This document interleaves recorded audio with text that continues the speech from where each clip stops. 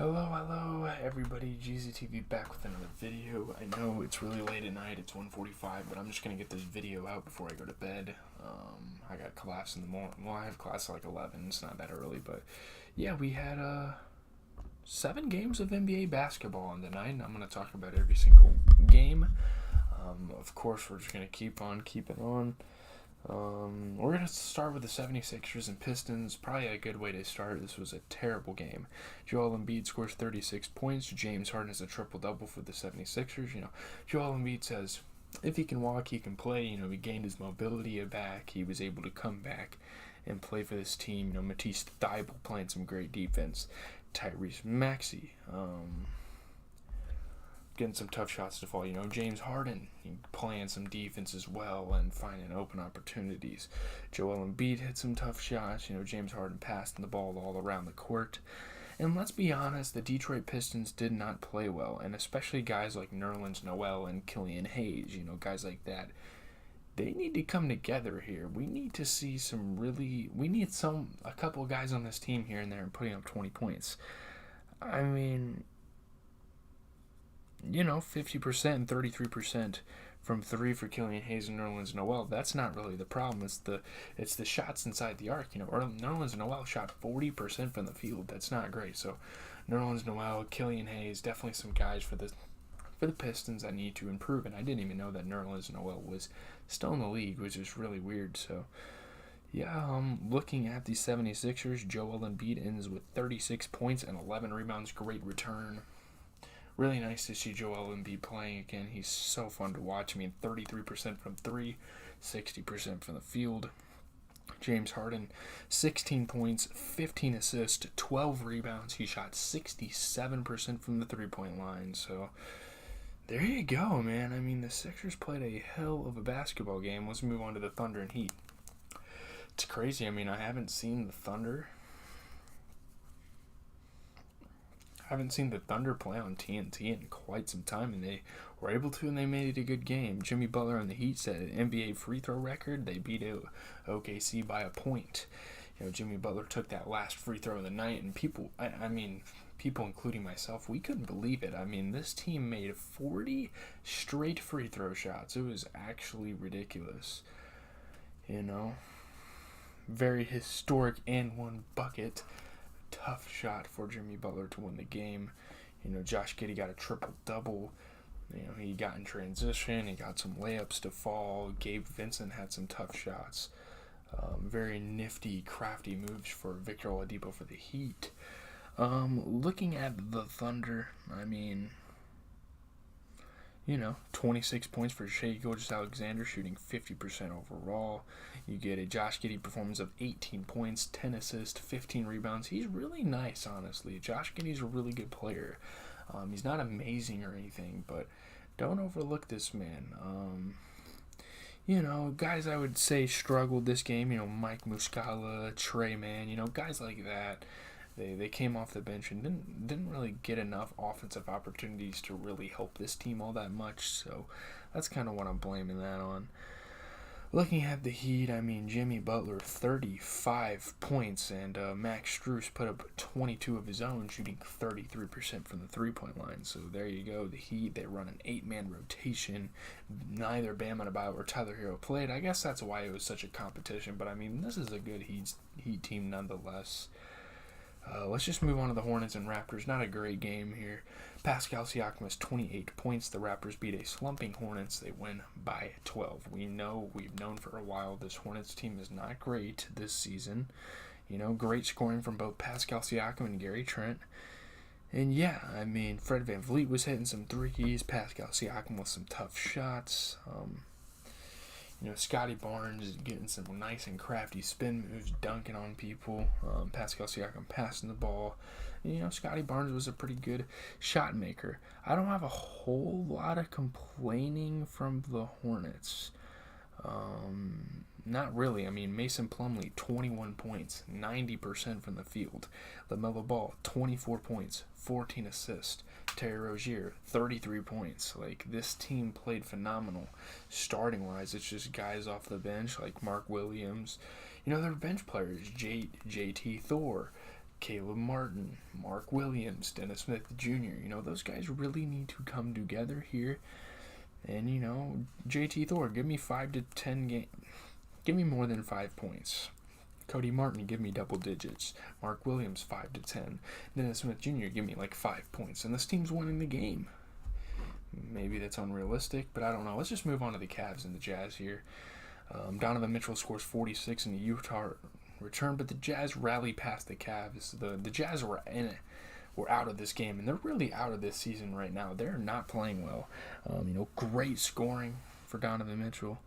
Jordan Clarkson, what a way to lead his team to victory late in this game. They were able to win by 2. This was easily the best game of the night and the game that I paid the most attention to. This was awesome. He was able to really fuel this team. Donovan Mitchell went off.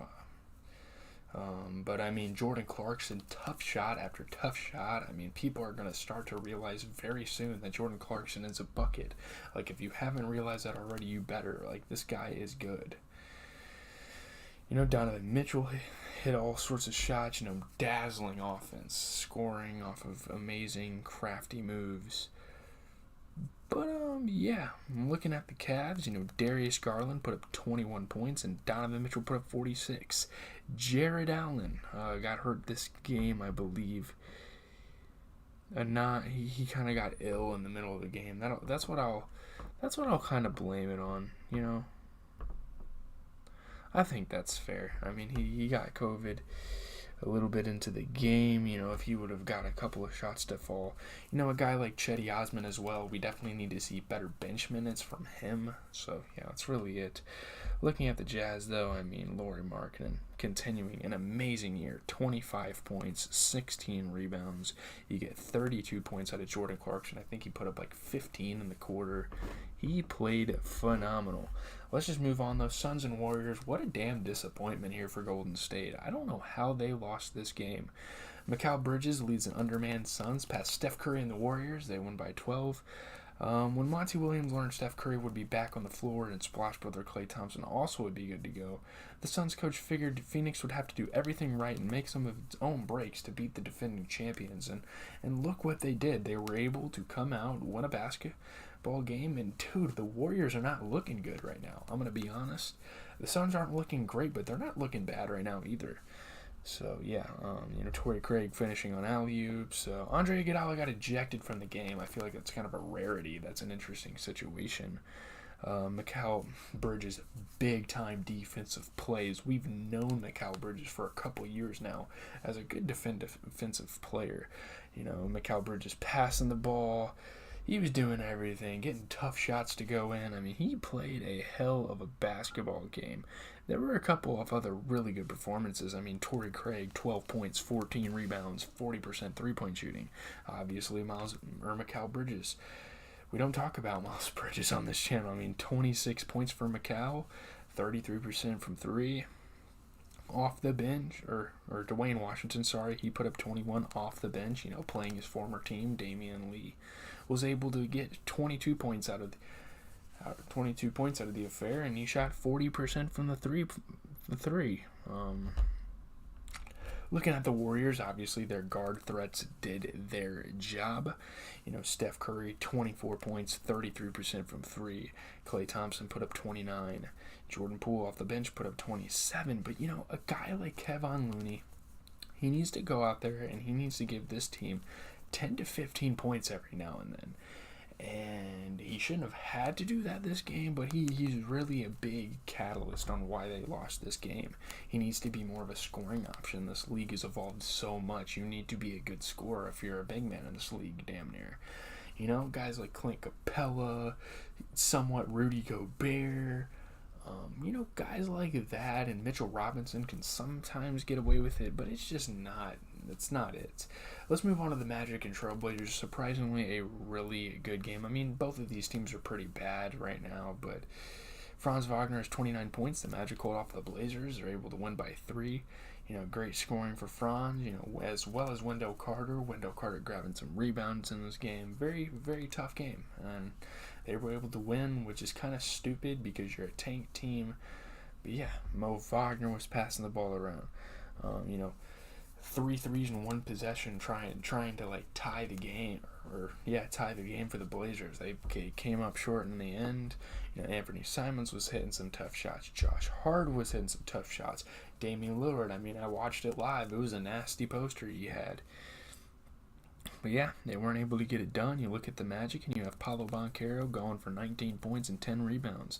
Franz Wagner, 29 points, 40% from three, 60% from the field. Wendell Carter, 20 points, 10 rebounds, 75% three-point shooting. They played very well. In my opinion, they played really well tonight. You look at the Blazers, you get Yusuf Nurkic going for 22 points and 10 rebounds off of 50% shooting, and you have Damian Lillard, 30 points.